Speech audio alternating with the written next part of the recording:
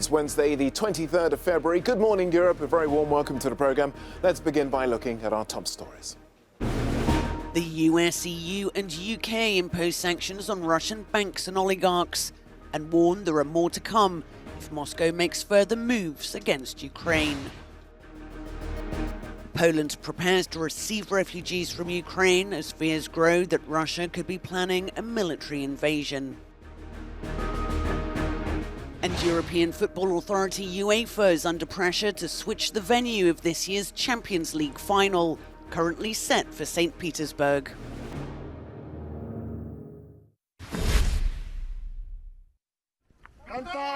Ukraine's president is calling up some of the country's military reservists after Russia's recognition of the country's separatist areas. However, Volodymyr Zelensky has ruled out a general mobilization, saying he backs diplomacy. Ukrainians are a peaceful nation. We want silence. But if we keep silent today, we will disappear tomorrow. Ukraine's allies, including Japan, Europe and the US, have announced a whole slew of sanctions against Russia. As Russia contemplates its next move, we have our next move prepared as well. Russia will pay an even steeper price if it continues its aggression, including additional sanctions. The United States will continue to provide defensive assistance to Ukraine in the meantime, and will continue to reinforce and reassure our NATO allies. It's currently a guessing game how far President Putin means to go. His recognition of two separatist-held areas of East Ukraine has been welcomed in Moscow, but he's now said that recognition could extend into the wider Donetsk and Luhansk regions. We have recognized the DNR and LNR, which means we have recognized all their basic documents, including the Constitution. And the Constitution defines the borders of the Donetsk and the Luhansk regions at the time when they're part of Ukraine. The EU blamed Russia for manufacturing the crisis and announced its own sanctions. They target banks that finance the Russian military apparatus and constitute and contribute to the destabilization of Ukraine. And we are also banning trade between the two breakaway regions and the European Union. While there is uncertainty over Moscow's next step, the UN has called for reason and restraint and an immediate de-escalation.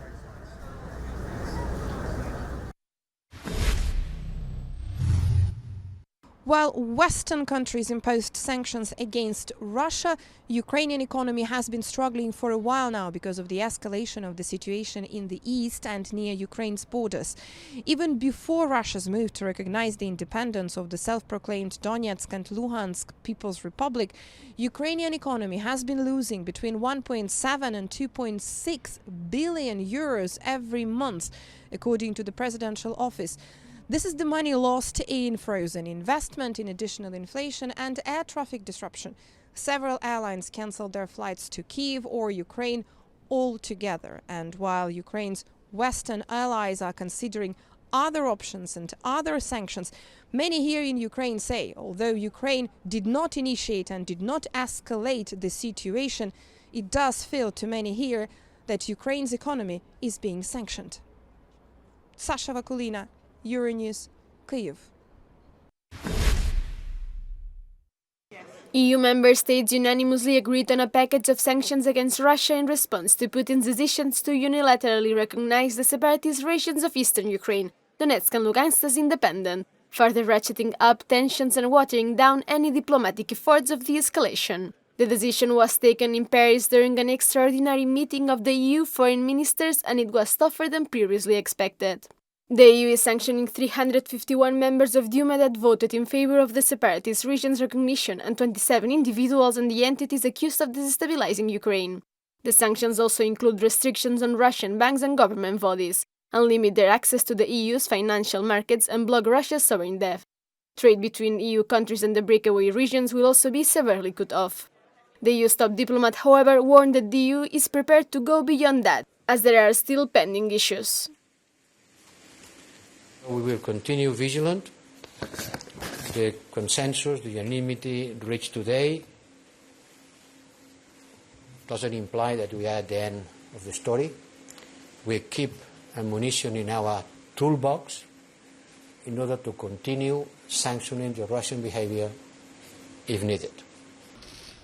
Analysts are arguing that in order for sanctions to be effective, they should be imposed for a long time, meaning even 2 or 3 years long, and target a broader range of sectors. But of course, this is costly, not only for Russia, but also for Europe itself.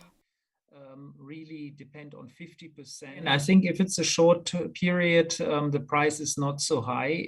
If it's a longer period, meaning at least through the winter of next year, the big price will be gas and the lack of access to gas. And I think this is really the question: will Europe be able to pull together, to be united in front of this aggression? And be ready to respond with sanctions that will be very painful for Russia, but also quite painful for us Europeans.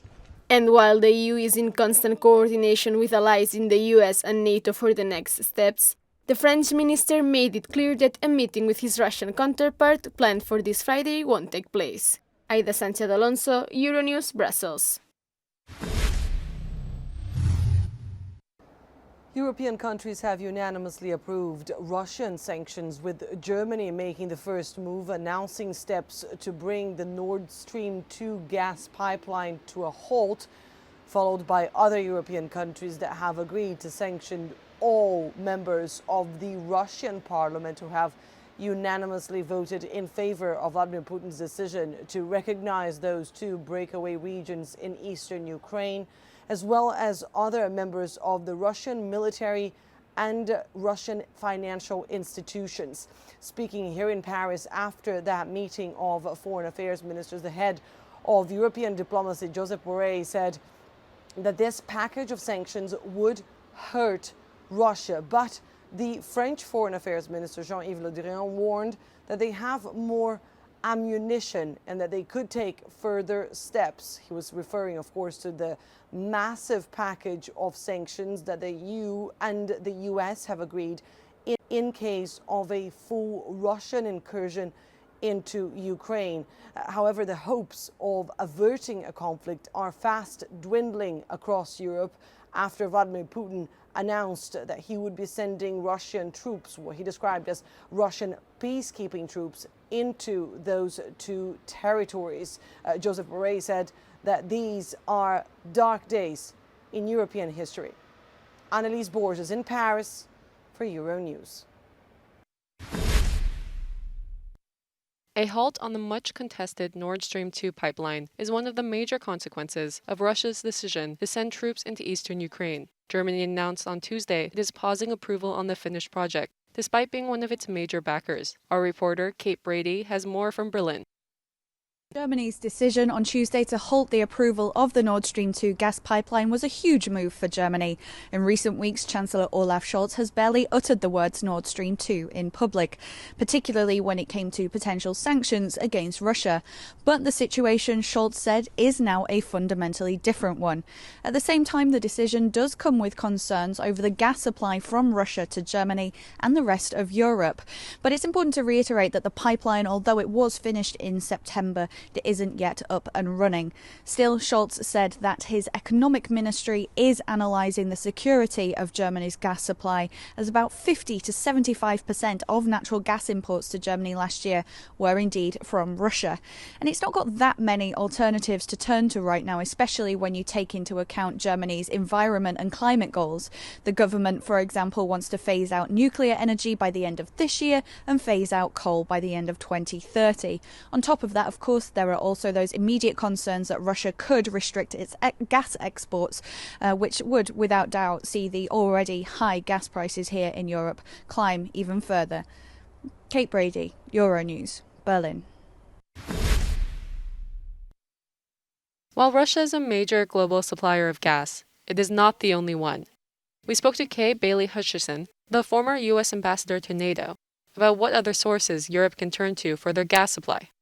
Well, I think that there are natural gas opportunities for import from countries that are democratic and fair and level playing field countries like Norway, like parts of the Middle East, like the United States.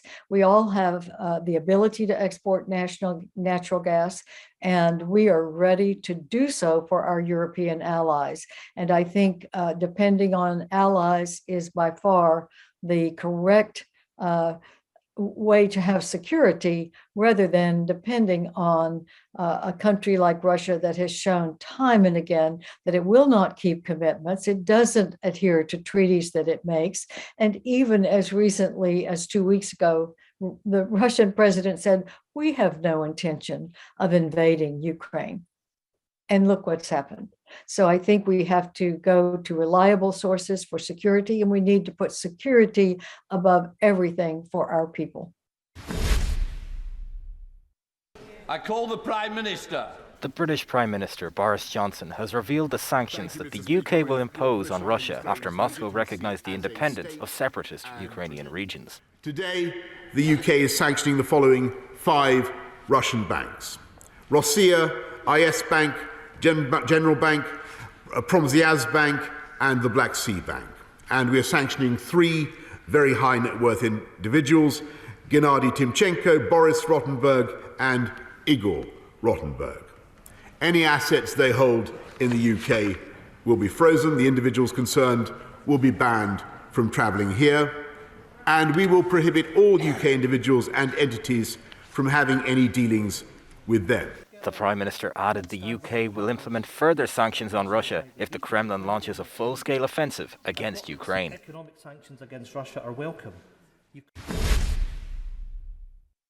Well, the sanctions were welcomed by all parties in the UK Parliament, but there were calls from all leaders of those parties and from a number of Boris's backbenchers for them to go further, particularly after, of course, we heard about Russia turning off Nord Stream 2. Now, some of the things that were mooted in Parliament today was to kick Russia out of the SWIFT global banking system, to have the banning of trade of Russian sovereign debt, action to prevent as well Russia broadcasting what was described by Sir Keir Starmer, the Labour leader, as its propaganda around the world on the Russia Today TV channel, something that has been called for in the UK Parliament for quite some time. It's available on terrestrial television here, which has been flagged by security agencies before as an issue. So there were calls for them to go further, but I think initially Boris Johnson and the government deciding that they would put these down first, see how Vladimir Putin responded, and then of course they'll be holding back others to do in tiered stages if this crisis does escalate further.